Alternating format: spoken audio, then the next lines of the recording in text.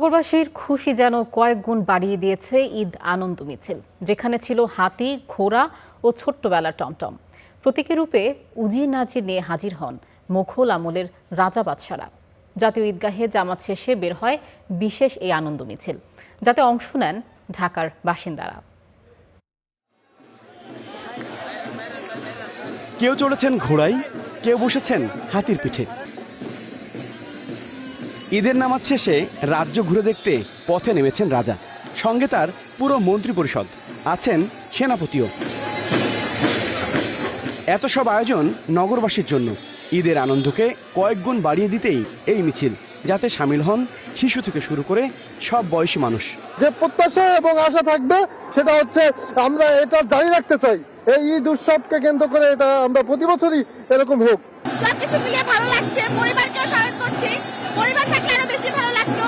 এই মিছিলটা ঈদের আনন্দ আরো বাড়িয়ে দিচ্ছে। আমার মনে হয় এই আনন্দ আমরা সবার মধ্যে ছড়িয়ে দিতে পারবো ইনশাআল্লাহ।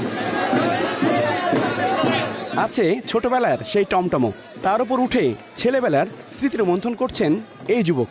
এটা আমাদের কাছে অনেক ভালো লাগছে যে ঈদের যে আনন্দ, এটাকে আসলে আমাদেরকে দ্বিগুণ করে দিয়েছে।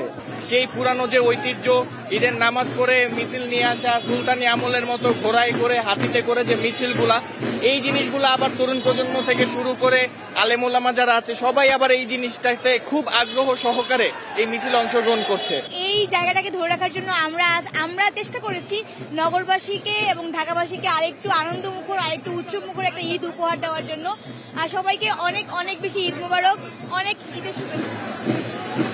নানা রকম ষড়যন্ত্রের কবলে পড়েছিল মুসলিম সংস্কৃতির ঐতিহ্যবাহী এই উৎসব, সেটি আবারও ফিরে এসেছে বাংলার বুকে।